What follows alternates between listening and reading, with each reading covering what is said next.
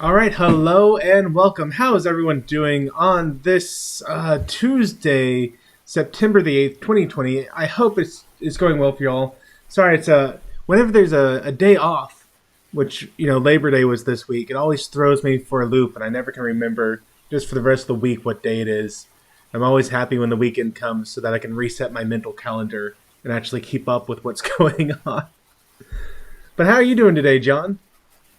I'm great, thanks. How are you? I'm good, thanks.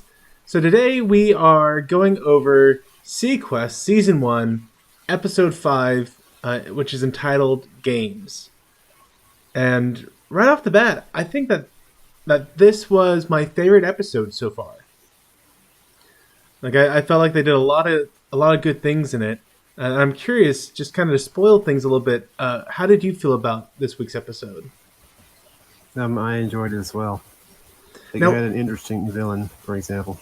it did, and that's one of the reasons I enjoyed this episode is that the main bad guy, the guest star for this week, I wrote his name down. It was Alan. Oh, what was it? Alan Scarf, and he played a commander in another sci-fi series called 7 Days, which Commander Ford co-starred with him in. So I thought it was interesting that the guest star for this week ended up playing with Commander Ford in another sci-fi series that ran from 1998 to 2001 called 7 Days. And he Just was also on TNG. was he? What was his G role? I think he played a couple of Romulans. Okay, that would explain why I didn't Was recognize him off the bat. Let's see. I think he was on the episode where Worf was looking at for his father, and he went to the Romulan prison camp. Okay, yeah, yep, I remember that one. Let's see. I've just pulled up his IMDb because you got me wondering about this. And let's do a Star Trek.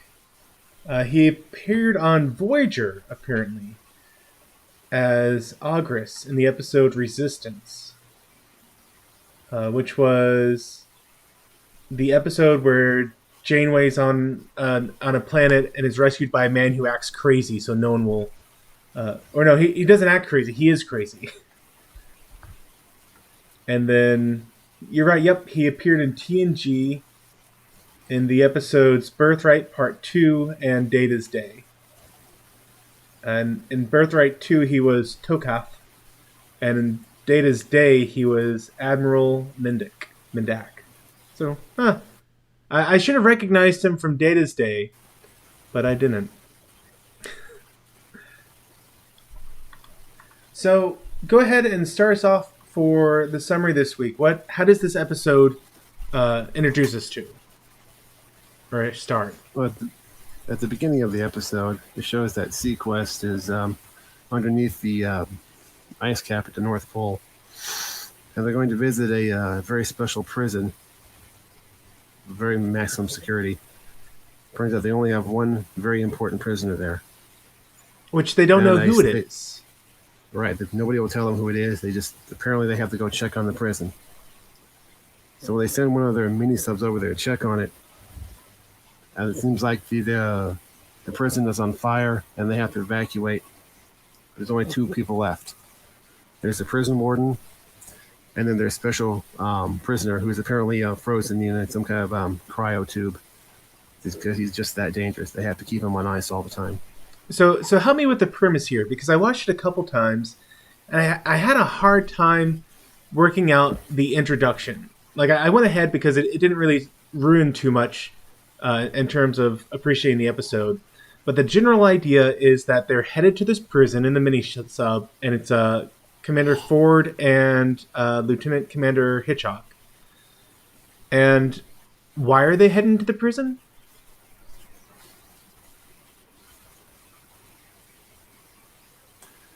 I don't know if they say exactly why they're heading there. I just kind of got the impression that they had to check on it, or they had to bring supplies, or something of that nature. Okay. I do have a couple large nitpicks with this episode, which I was hoping we'd go over, and I'd see what your thoughts about it was when we kind of finished our summary here. But one of them really was I couldn't figure out why they were going to this prison, and I listened to it several times, and each time I'm like, I hear that they're going, and they gave a kind of a red herring thing, like, we gotta be real careful of this these ice sickles, for lack of a better word, above us, because if one of them sheared off, it would crush us and we'd all die. And then that never comes up in the episode, which I enjoy an occasional red herring, nothing wrong with that. But I couldn't figure out why they were going to this prison. Like it threw me for a loop. So maybe someone in the chat will be able to chime in eventually and be like, "Oh yeah, I remember this episode. They were going because this reason." Which also, hello to LDG Pixels and to the Multi Gunman. Life with Matthew. Hi buddy, how are you? I'm doing fine, thanks. How are you doing, Multi Gunman? The Multi Gunman. Let me be definitive with my articles here. So they go to the prison for one reason or another, and like you said, they find the place is on fire. It's like in an ice flow, or it's buried in the ice, and yet you can get from it underwater, and it's this prison, and it's on fire. And they initially stop the warden from getting on board because they need him to identify himself, because they're like, no, this is a prison, you don't pick up hitchhikers. But eventually they let him on. And I think that's how the episode ends at Stinger, right? With him getting on board. Yeah, I think so. So where do we pick up after the Stinger? Well, he gets back over to SeaQuest, and the warden says, you don't want to thaw this guy out because he's dangerous. Mm-hmm. Then we have, I think after that, there's a short little seemingly unrelated scene where the supply officer, Krieg, is like pushing a bunch of cases through the hallway, and Lucas runs into him. And it turns out apparently he bought a bunch of thermal long johns, and he wants to try to sell them for a profit. Okay, so I'm not a military man. And I feel like this was a moment where it really hindered my understanding of the scene. Because, like you said, the quartermaster, the morale officer, the Neelix of the ship, he bought these thermal underwear, and he's going to sell them to colonists who need it. And he's going to do it at double the price. And the way this is painted in the episode was, this is a really evil act that's going on right now. But I couldn't figure out for the life of me what the issue was. And I feel like this is something specifically military related. Like on a military vessel, you're not allowed to do commerce, was the best I could come up with. Like, did you understand that part? Yeah, I don't know if there's a specific military thing or not. I just got the impression that he was wrong because he was like selling it for so much more than he paid for it. I'm over here like, well, that's just good good business strategy. I mean, you think iPhones cost, $1,200 to make? No, they cost like $30. They are making bank on those things. The whole idea is to buy low and sell high. But Yeah, it was. the thing Sorry. Go ahead. I mean, maybe it's just an issue of you're not supposed to be conducting business on the side, on the ship, especially if you're on duty.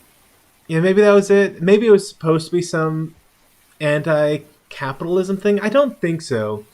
Like, honestly, I think the whole reason they did it was just to set up a framework for why he had this. And there's a great line at the end of the episode that that could only happen if the quartermaster had been doing this evil act at the beginning of the episode. So that's just a small nitpick thing I had. After he gets caught with we'll call it contraband. Oh gosh, what happens after that? Let me take a quick look. It's something like... Yeah, go on.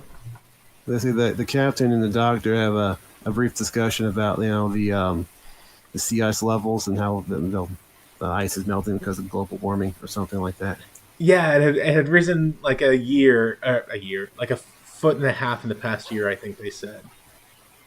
Which I mean, it made me laugh because I do remember in 1993, this was right around the time when Al Gore was flying around on his private jet nonstop, preaching to everyone that we need to reduce our carbon footprint because there were polar bears who were trapped on ice floes. And so, like, this was like the height of the panic about global warming and that was going to happen immediately. I know there's still people who continue to say that, um, regardless of your stance on it now. Back then, you have to understand, like, it was extremely hyped up. Like, by the year 2020, we're supposed to have lost all our coastlands. And now they've revised it to be way off in the future now. I think we have a new 15-year thing. It's not as hyped up as it was in 93. So it was funny to hear them being concerned that in SeaQuest time, which I think is a few years ago now, they were concerned about sea levels rising a foot and a half in a year. And then what? The captain gets called away, right? Yeah, he goes to talk to the warden, I believe, at that point, and where he reveals who the prisoner actually is. It was the infamous Dr. Zeller, supposedly a genius in biological warfare, and responsible for the deaths of huge numbers of people before he was locked up. And it's interesting. One of the things about this episode is that everyone knows Dr. Zeller. Like, you say the name, and everyone's like, "What? The Dr. Zeller?" And so he's a well-known, um, evil madman scientist guy, and his war crimes are well known. And yet, at the same time, like, no one knows anything about him. It was a really weird kind of juxtaposition they did. It made me wonder. It made me wonder if there's the way he hid himself was supposed to be more than what it came out to be, which we'll get to how he hid himself. But I wonder if it was supposed to be more like a Nicolas Cage face-off situation, and they decided they couldn't do that on a TV show and just limited it to the one thing they did. But it was really weird because, like, everyone knew his name, everyone knew he had done horrible things, and yet no one knew anything about him at the same time.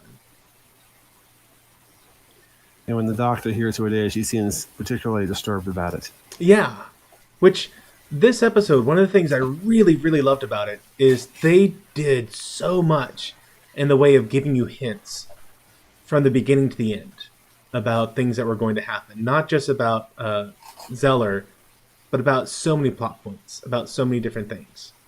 It was supremely good writing in that respect. So after Captain Bridger gets called away, I think he goes up to the bridge at this point, and we meet the warden, and he talks with him for a little bit, right? Yes. He offers him a tour of the ship, if I recall. Yeah, and for some reason, it ends up being the lady doctor, Westphalen. Yes. Who ends up actually giving the tour. Yeah, I think she offered because she wants the chance to pump him for information about Zeller. Yeah. Yeah, that's right. So she volunteers and she takes him around. And you only get to see her ask him just a handful of questions. And the warden, he responds very interestingly, talking about, there's obviously within the mind of Zeller, if you could come to truly understand him, he thinks that would be the solution to helping him. Like, buried within his mind, there are reasons for what he did. We just don't understand the full details for why he did what he did, kind of stuff. And then he ends up asking her out basically on a date, a chess date. Because they're old people and that's how they date. And just in passing, he happens to ask about the missile room that they walked by. Oh yes, yeah. And there's a guard outside guarding it. So once I guess they have no, there's something that happens before we see the date, the chess date. Gosh, what happens after? So they say they're going to meet in an hour, and that's Hmm. when they're going to play chess. And then after that scene, we cut back to where the cryo bed is with the prisoner. Yeah. Yes, they have it on the sea deck, and there's some random crewman comes in to eat her lunch or something, and she noticed that the cryo tank is leaking. When she gets closer, she sees that there's blood leaking out of it. So they call everybody to come in and check it, and it turns out it's actually the warden inside the cryo tube, and that Zeller is loose on the ship somewhere. Yeah, and they find out that they're trying to figure out like how did he get past our scanners, and they do a quick look at his hands and like, oh, that's how he did it. And then they notice like there's an incision on his side, and something was put into his chest cavity. Which, ew. So they cut off the warden's fingertips and put them over his to fool the DNA scanners. And they supposedly hid some kind of disease inside the chest cavity, and that's how he got through the scanners onto the ship. So the warden was very much dead, right? Yes. Okay, because I couldn't remember if they kind of addressed that at all later on, or if it's just like, yeah, he's dead. He had a he had a gaping hole in the side of his chest. So yeah, he was dead. And hey, Daniel's Hot Topics, how are you doing? Yeah, well, looking forward to tomorrow when we'll talk about Star Trek's Discovery new trailer, and apparently John DeLance Q will be in Lower Decks. That is pretty cool. And happy Star Trek Day, everyone. We're talking SeaQuest on Star Trek Day, but it's, oh my goodness, today's episode would have fit in with TNG perfectly. Yes. It's very much a Star Trek like episode. It's very much a Star Trek like series, it seems, or specifically TNG. Oh, yeah. It's, Yes. I don't know how well that holds up for the next 3 seasons, but 5 episodes in, and I'm really impressed with how much like TNG this was. Which, I mean, American culture really dictates a lot of the shows we get. And in 90, what was this, 93 is when this came out, I think? Yes. I mean, TNG was just about to end, I want to say. DS9 had recently started. Where DS9 was just starting. The point is, like, this was the heart of TNG time. So, after they find out that the warden was the guy in the cryo chamber, the cryo bed, they run off to confront Zeller. Yes, and they find him mid chess game putting the moves on the doctor. Which how did you feel the doctor was responding to him? He's like check, and then they talk a little bit, and he puts his hand on her hand, and like, did you feel like she was kind of being responsive at that point, or did you feel like she was feeling uncomfortable with his advances? Because at this point, she didn't know he was Dr. Zeller. She thought he was the warden still. I don't think she particularly felt uncomfortable until she figured out who it was. Okay. And that may be why she was so shocked afterwards. But she figured out who this guy really was. Okay. And how she had been almost responding. Yeah, I couldn't figure it out because like she didn't do a huge like, oh you, but at the same time she didn't like jerk her hand away. So admittedly, I'm not always the best at reading social cues, so that one kind of went past me.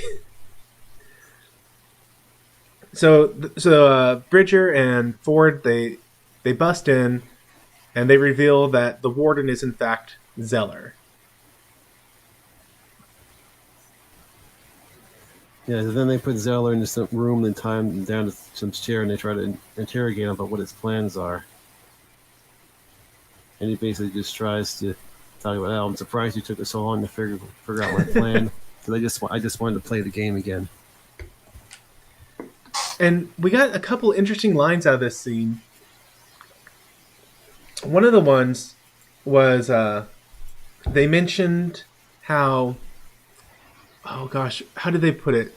Zeller says he did what was necessary and all the governments loved him until the war is over. And after the war is over, all of a sudden he became a giant embarrassment to them. And at that point, they threw him in prison. So on the one hand, you're like, oh, he's this really sympathetic type character, and then they follow that up with him making his line to Ford about, I was just in it for the game, and I just want to play the game again, and which was, kind of a evil type thing to be saying, like, oh, I don't care about human life, I'm just in it for the game.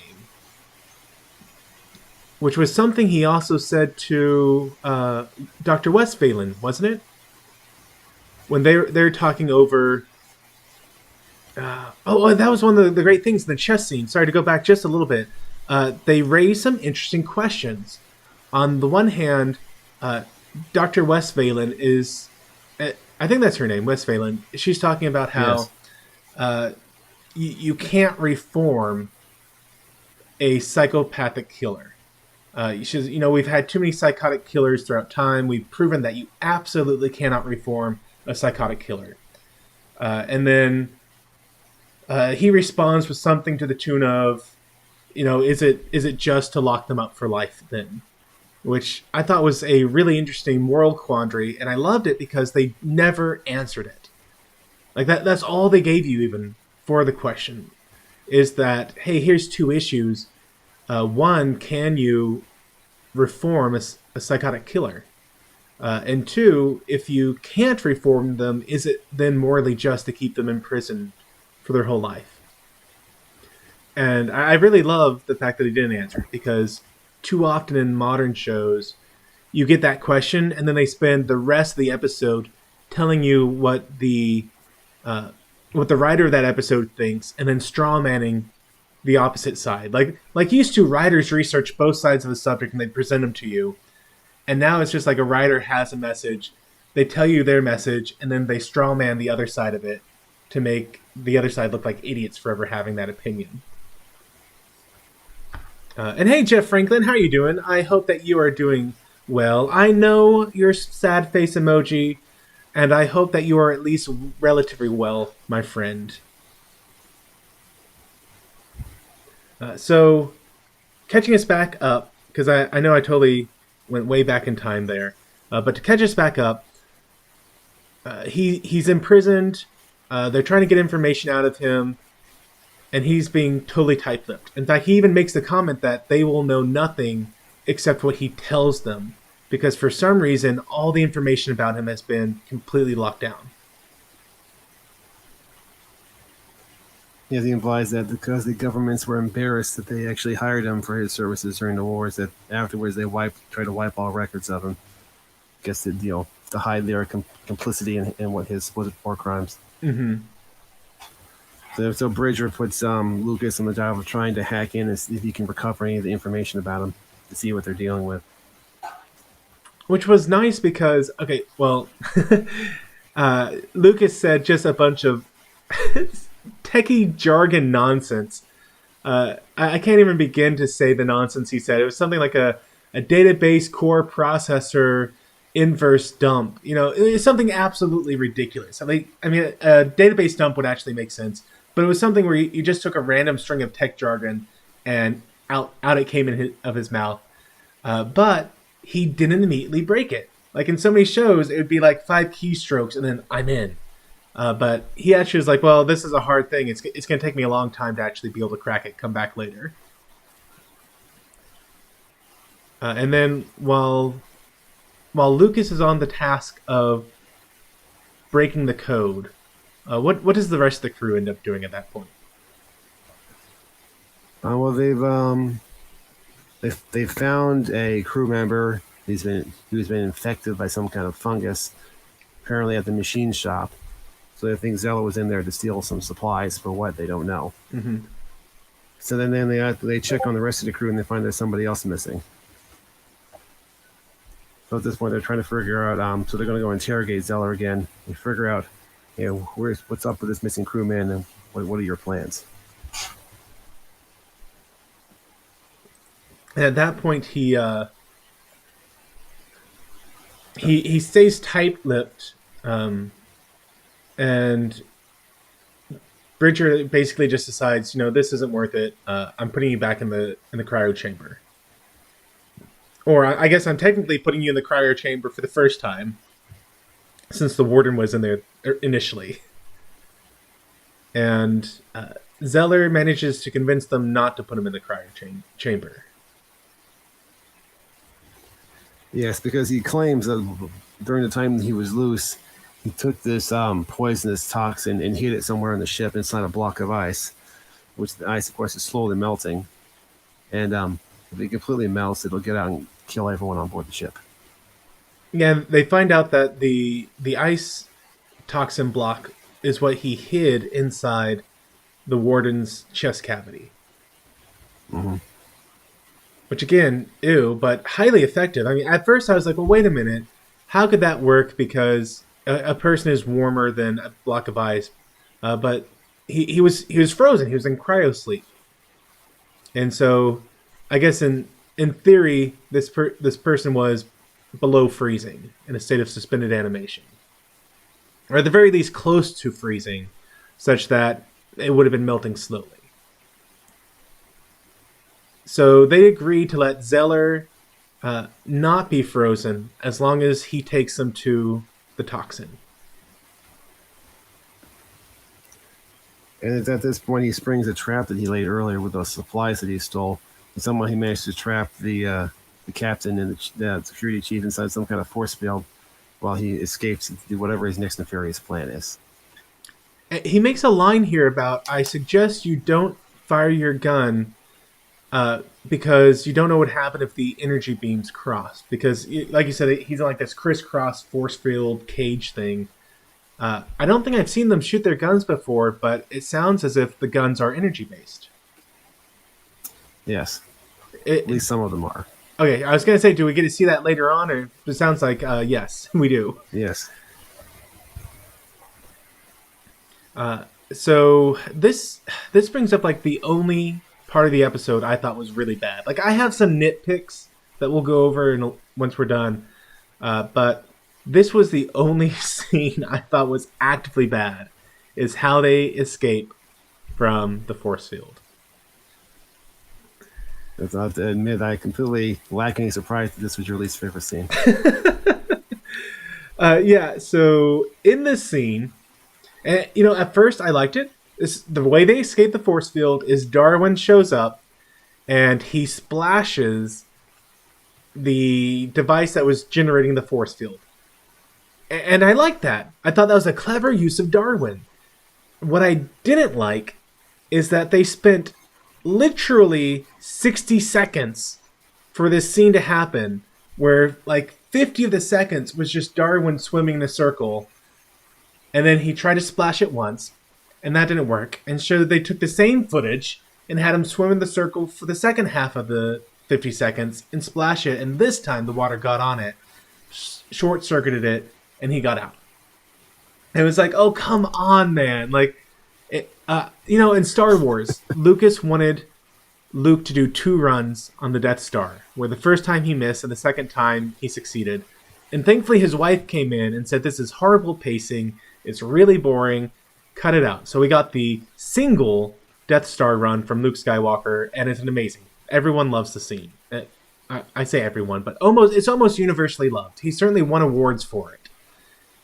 And I wish there would have been someone like that on this scene to be like, well, don't make Darwin miss the first time. Just let Darwin show up, swim a circle, splash it, boom, he's out. Let's move on with the episode. Want to have maximum dolphin drama. Yeah, maximum dolphin drama on SeaQuest. DSV. So, once they escape, once Darwin lets them out, what happens after that? They also happen to notice that the other missing crewman is also stuffed somewhere nearby, and he's also been infected with some kind of disease. Oh, yeah. But then, of course, then when the captain gets out, he has to orders a deck-by-deck search to try to find the doctor, see what he's up to.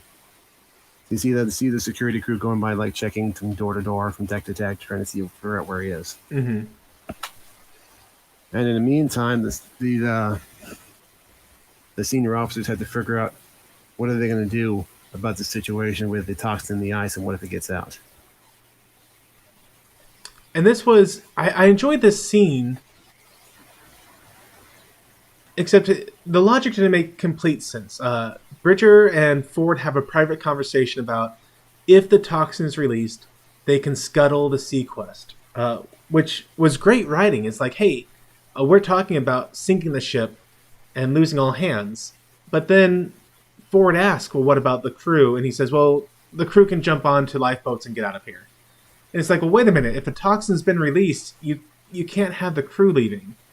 I know their main concern was actually that the toxin would be a liquid thing, and the liquid would get into the sea area, and the part of the sea they were in, it would spread it all over. I think it was Pacific Rim is the area they were worried about in this week. Wherever it was, it'd be spread far and wide, and the death toll would be unimaginable. But for some reason, it'd be fine if the crew left. So they did a decent enough job setting up the stakes. And Jeff is asking, should we think of DSV as DS5? Kind of. It's really more TNG than DS9, I think, though. At least this season is. Maybe the later seasons get more DS9-ish. Kind of makes sense if they did. Anyway. I think it was also at this point where the captain reveals that he knows about Krieg's side business, and he calls him in and says, "Okay, we're gonna." Well, let me back up for a second. If the disease really is melting in a block of ice somewhere, we're going to slow it down by basically freezing the ship. So he wants Krieg to give out all his thermal underwear to the crew to keep them warm. Mm-hmm. And of course, Krieg at first tries to get money for it, and the captain says, "You're lucky you don't get thrown in the brig for this or something like that." So he says, "I'll consider it a gift." Yeah, because he calls it something like black marketeering, I think is what they named it. Which I'm not sure if that's a real word. I guess I could have looked it up. Let's see. Market. I can't spell it apparently. I'll look it up later. Tearing. There we go. Black marketeering. Illegal trade in products that are difficult or expensive to buy legally. Very interesting. It is a real word. Or it's two words, technically. Black marketeering is the illegal trade in products that are difficult or expensive to buy legally. So there's my answer to the question I asked about at the beginning of the episode. The reason why the stuff was contraband is because black marketeering was illegal aboard a UEO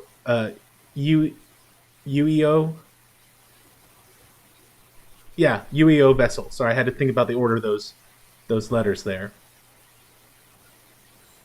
And Jeff says he was just joking. Sorry, Jeff, I'm far too literal sometimes.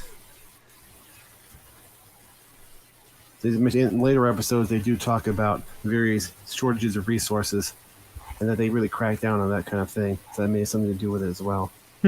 Okay. So they are now intentionally freezing the sub in an attempt to slow down the rate at which the ice melts, or to stop the ice melting. And everyone gets distributed these thermal underwear. It wasn't just like long johns. Like this, there's something very special about this specific underwear. Like it was self-heating, and I want to say it was also specifically designed to be almost hydrophobic, which is a material that rejects getting wet. Which, gosh, I said that word. That's going to get us in trouble. Last week, remember how we were talking about the Egyptian goddess, whose name I shall not name? Mm-hmm. Usually, after we finish one of these, the episode can be watched immediately on YouTube. My video got delayed for about 12 hours before it was able to watch on YouTube again. So clearly, us saying that word that many times flagged something in YouTube's system, and someone had to manually review it. It never said anything about being manually viewed. It was just processing the high def version of the video for 12 hours until it finally finished and the video was released. So I will attempt to refrain from using words that could be misconstrued as other words in the future, so that anyone who misses the stream doesn't have to wait 12 hours for it to be released. So everything's being frozen. They got their thermal undies. At this point, I want to say that Zeller contacted them on the comms? Or am I getting ahead of ourselves? There's a little bit before that. Okay.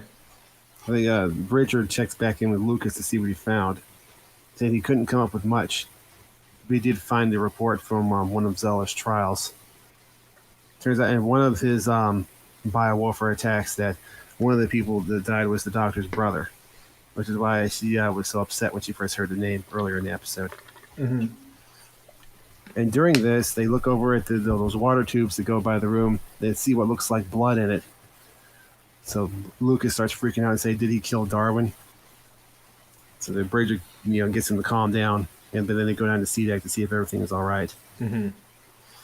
And I think it was just an excuse that Zeller was trying to bring them down to the C-Deck so then he could talk to them over the view screen.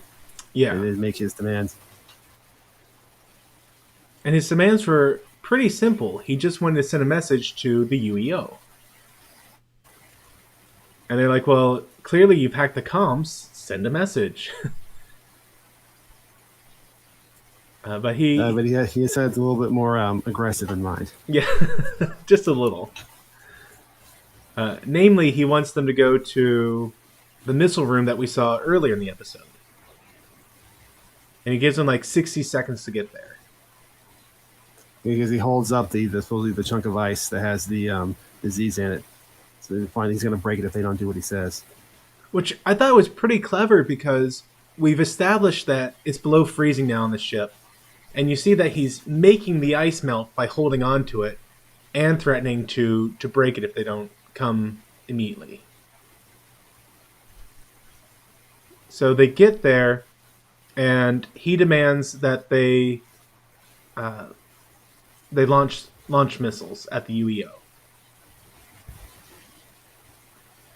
He wants to get revenge against the UEO. I guess what he sees as a false peace. And he talks about things about having balance between good and evil and life and death. And so he wants to get, basically bring the wars back is what it sounded like to me. Mm-hmm. He's going to do that by attacking the UEO headquarters in Pearl Harbor. And so they do it. They launch the missiles. They launch like 4 missiles at the UEO.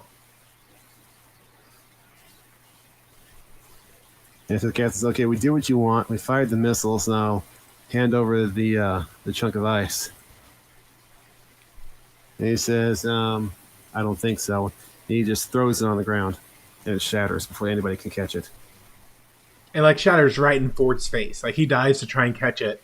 And you had a total subversion moment where you thought, okay, here's the brave hero diving. He's going to catch it right before it lands on the ground and save the day. But he misses, like by a good 6 inches or something. It's just right out of his reach there. And then Dr. Zeller just starts laughing. Yeah, it was harmless the whole time. He was bluffing them. Yeah, like the worst that could happen is that you get a little rash, which it would be hilarious if on next week's episode. Ford had like a rash or something on his neck. Just a little bit of continuity. I doubt that they'd do that, but that would be such a funny moment for him just be scratching a rash for next week.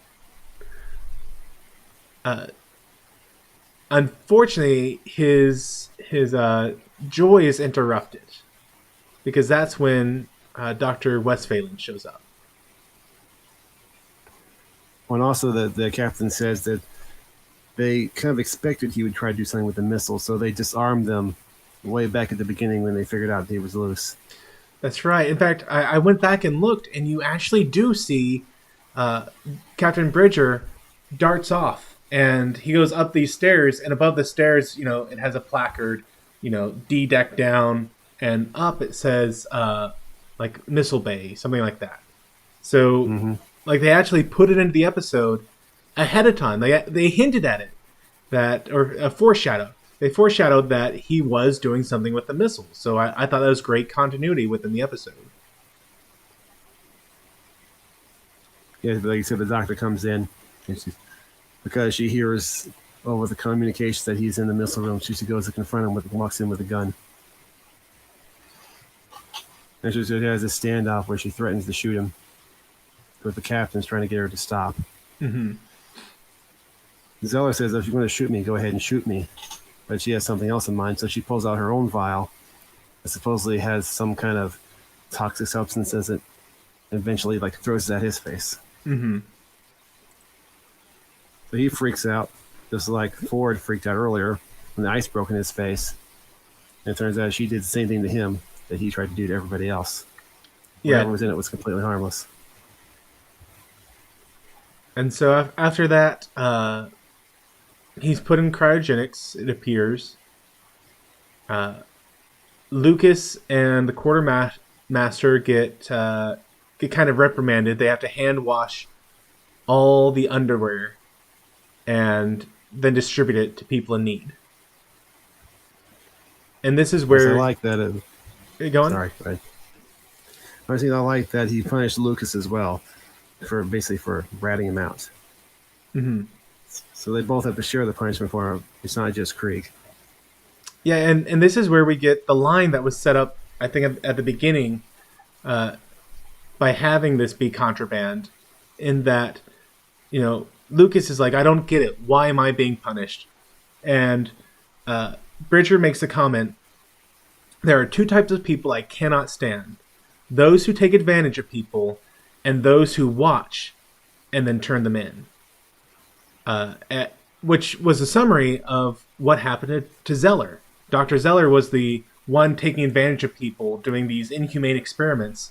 And then the world government was the people who watched him do it, who didn't stop him from doing it. They just watched. And when it was no longer convenient for them to be watching, they turned him in.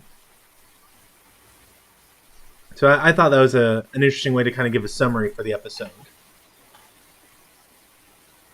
So after that, I think they have one last thing they wrap up. Yes. The doctor is watching as they put Zeller back into the cryo tube when they're getting ready to transfer it off the ship. The captain comes to check on her and ask if she'd like to play a game of chess. He says she'll never play chess again, but is poker a hard game to learn? So the answer is she goes off with the captain brother to teach her how to play poker, because he mentioned earlier that he liked to play that. Yeah. And hey, Tim Christ, how you doing tonight? So, all in all, it was just a great episode. Like I said, this is my favorite episode of the series so far. They did a good job kind of peppering little details throughout the episode. Like at one point, you see that Dr. Zeller, he's nursing his hand, kind of holding it close to him because he's sewn on the fingerprints and he doesn't want anyone to see it. And he's like, "Oh, sorry, I can't shake your hand. Old frostbite wound. Gotta hold it close." And then later on, you see him using his hands with no problem. So if you're paying attention, you're like, "Well, wait a minute. There's nothing wrong with his hand. There's something fishy going on here." And then, of course, like I said earlier, you see Bridger running off to check the missiles. Just lots of little things. They did a great job doing a lot of foreshadowing and a lot of laying down some intrigue. What about you? Before I talk about my nitpicky things, John, what were some things that you really liked in this episode? Well, I mentioned before, I'm a sucker for, I guess, moral quandaries. Besides with the issue, how do you deal with a guy like this? Mm-hmm. I think a lot of people say it's not right to just kill him, but you leave him locked up for the rest of his life. You try to rehabilitate him, and the episode doesn't really answer any of these questions. Because at the end, they're just shipping him off to another prison. Is he going to escape from there? What's going to happen after this? Who knows? Yeah, and that's honestly a really big question. I think that we do need to be answering. I personally don't think it's moral to lock people up for life. I think you either have enough evidence to convict someone for capital punishment, or you don't, and you have the, and then in which case you can't lock them up at all if you don't have the evidence. Then, so I come down in a weird spot. Like I know I'm annoying both people. I annoy people who are against capital punishment for thinking that there should be situations where it's acceptable, and I annoy people who are for capital punishment, being like, hey, if you don't have enough evidence, then you can't just lock a man up for life. Like I think that's actually cruel and unusual punishment. But I like that this episode raised those questions. And I also like that they raised the question, is the man who creates the weapon as culpable as the one who uses it? Specifically with like biowarfare weapons. Because Dr. Zeller created these weapons, and then it's kind of implied that he used it one time and was put in prison for it. But it's also implied that the governments of the world were actively using his weapons in the war, and yet they were left not in prison. Like the governments are allowed to do it, but when he did it, that's a line. Like that's where it becomes immoral. And I thought that was an interesting question to raise. Another moral issue that I liked was at the very end, where you have the doctor facing off against the person who killed her brother, and where she has the chance to take her revenge, then what is she going to do about it?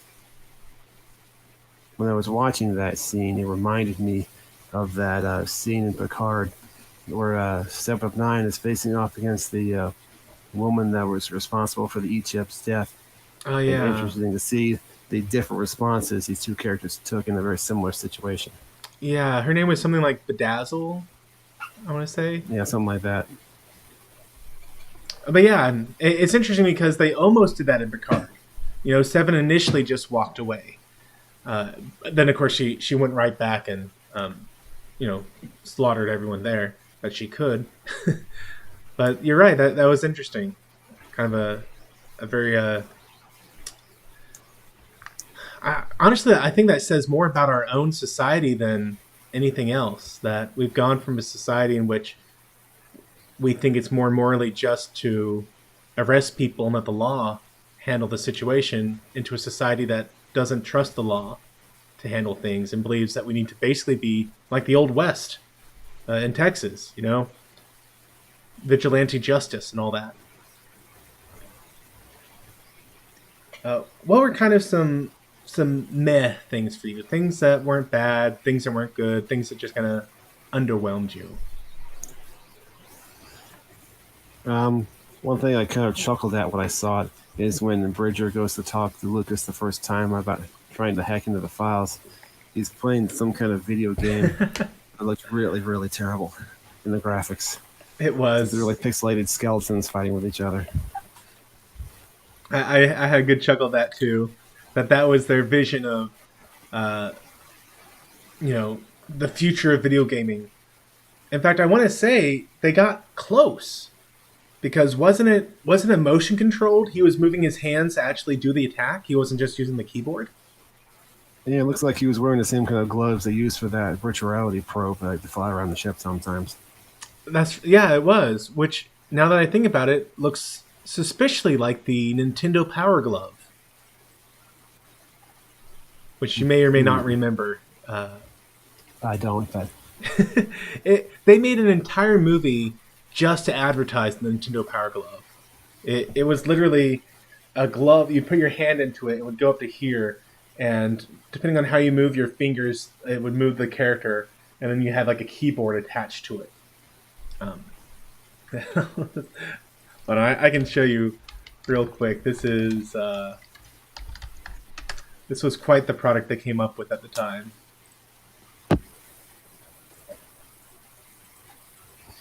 I always think it's interesting what in 1993 they thought, the year 2018 would look like compared to what actually happened, since we've already passed that ourselves. Yeah. So if you can see, I've shared my screen, and this was the Nintendo Power Glove back in the day.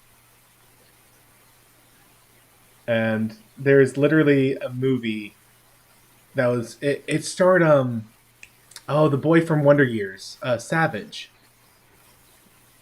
Ben Savage, I want to say. I think it was called The Wizard. Yeah, The Wizard. And here you can see the bully using the power glove. And like apparently there's a game. You held your hand out and you could move it back and forth, and it would control the car moving. Which, I mean, it's interesting. They had that in like 80, maybe late 80s, early 90s. And yet we've just now come back around to the point where we are seeing things like that in our video game stuff. So it's very interesting to see how people in the 90s predicted what year does this take place in? 2018, 2016? Yeah, I think 2018 is when it started. Okay, so yeah, it's interesting to see how people in 93 thought 2018 would be. And it's also interesting because they didn't really go crazy overboard with their predictions, it doesn't seem like, so far. I mean, a giant sea vessel that could go that deep in the ocean, a little beyond our abilities, but we are starting to get that deep. I think we've actually gone deeper than the SeaQuest has in real life now. We are seeing video games in which you can use accessories to make your characters attack. I mean, not Wind Waker, not Twilight Princess either. One of the Zelda games. Oh gosh, I can't think. It was a Zelda game for the Wii, and it focused heavily on you swinging the Wiimote and making the attacks exactly as if you're swinging the sword. And honestly, it annoyed me because I'd move it quicker than it could register, and so like I'd be doing like all this stuff, and Link would do one attack, and wouldn't even be the attack I wanted him to make. Which, neither here nor there. Getting distracted talking about nonsense. Hey, Robert Green, how are you doing? And Tim is saying that there was a TV show that centered around a kid with a power glove. I don't remember the TV show, Tim, but as you saw, I did remember the movie The Wizard with Ben Savage and I forget who else was in it. In terms of so-so things, I did have a lot of nitpicks with this episode. My biggest one being that the entire premise for the episode made no sense when you thought about it. Like, for this episode to happen, you had to have an organization that refused to tell you who was in the jail. Okay, they kind of cover that with everyone being too embarrassed by this guy to the point that they tried to erase him from history. But at the same time, there does become a security clearance level in military organizations, such that if you're going to the prison with the worst person out there, you send them a photo of the guy so they know not to pick up this guy. like that's where it has to start, that you literally send them no information about who they're going to pick up just so this misunderstanding could happen. And then you have to have it such that everyone knows about this guy, but no one knows what he looks like.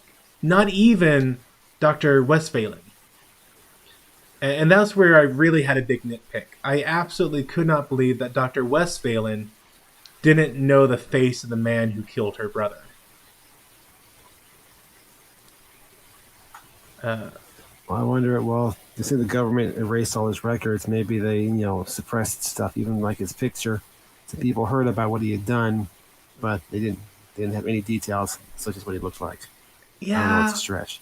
It's definitely a stretch. Like I said, it's a nitpick for me, and it's a major one because, I mean, if someone killed my brother, you can bet one of the first things I would do is go to this source of information at my fingertips that has all these supercomputers connected, like a web, some sort of interweb, and find a picture of the guy. And we've seen them use the internet basically on the show. So I don't know. That was one point that it stretched me just a little bit too far. But even with that nitpick, I really, really liked the episode. My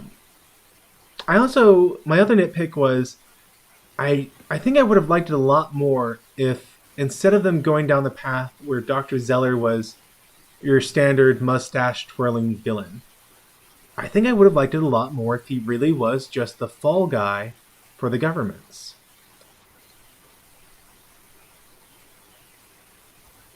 Well, that would have been interesting, yes. It would have, because they really lay the groundwork for him to be. You know, he wants his revenge against the UEO. He wants. He makes a couple lines about, you know, he was everyone's favorite child during the war, but once the war was over, all of a sudden he was embarrassment.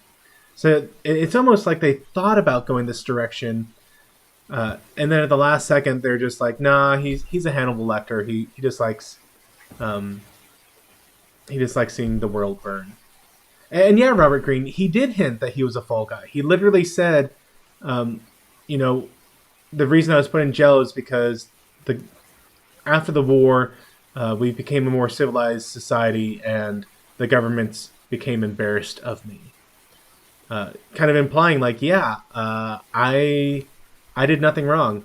These governments hired me to make weapons. I made the weapons. They used the weapons, and then after the war, people decided the weapons were horrible, and all of a sudden, I was the villain for doing what the governments told me to do. But then they do a hard right off of that. And they're like, no, we're not going to go down that path. So like I said, I think I would have enjoyed it more if they went that way, but it was still a solid episode. One thing I had wondered is, we know at the end of the episode that he was just bluffing the whole time, and he didn't have anything truly dangerous. The question is, would he have, killed the crew if he had had the ability? Or is he just solely concerned with getting his revenge on the UEO, and he didn't really care about the individuals on the ship? That's right. And other than the warden, I don't think he actually killed anybody. Yeah, I mean, he definitely did set up the circumstances such that everyone in the prison died. Yes. And even then, you have to wonder, and they could have done this too. They could have done it such that the warden died, and he saw his chance for escape. So, like, maybe he didn't kill the warden, but once the warden was dead, he stole the fingerprints, and he used the guy's chest cavity to do this bluff. So they could have gone that route very easily. And like you said, everything at every step, it turned out that he was bluffing. He didn't have a toxin. He even made a point of saying, yeah, I used some venom on this guy. He'll be fine in a month. Like, it's non-lethal. Yeah, I used a chances where he... Sorry. I used a fungus on this other guy. He'll be fine. Yeah, there were opportunities where he could have killed somebody if he wanted to, but he chose not to. Yeah. So I think I definitely would have liked it more if that was a setup, because then that makes a huge moral question when the episode ends, because they're handing him back over to the UEO because, yeah, he did launch missiles. You can't get away with that no matter what. I say no matter what, unless you're in the military. But as a random person launching missiles at a world government, bad. Great. I'm going to get the stream delayed again. Crap. So anyway, he launches the missiles. That's bad. But at the end of the episode, you could have had them going, like, yeah, it turned out that the reason everything was so sealed about him, like, the reason you can find out nothing about the guy is because it turns out he didn't do anything bad. That he had all these opportunities to kill people, and he didn't take them.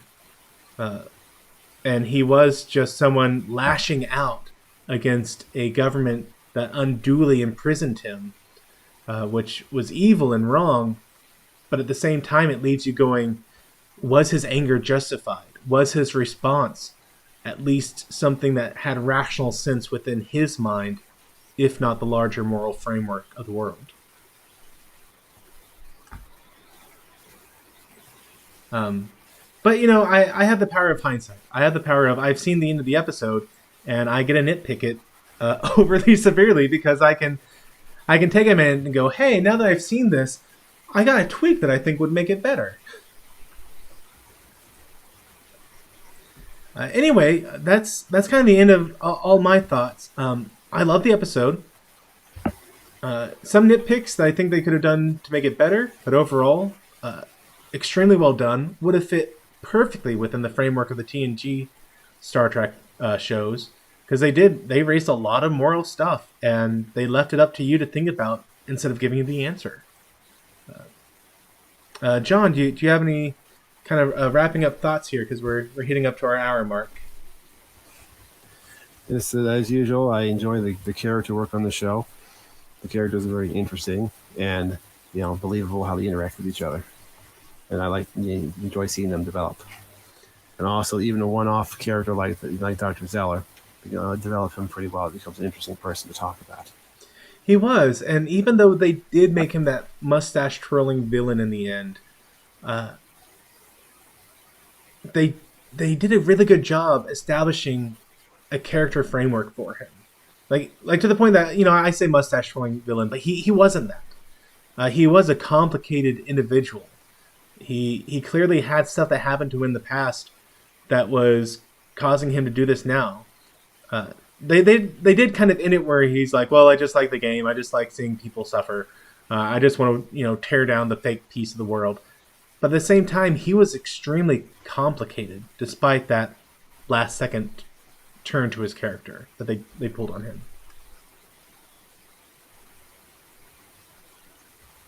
So you could almost sympathize with him. You could, and maybe that's why they decided to go the direction they did. Maybe they realized at the end of the day they had made him too sympathetic.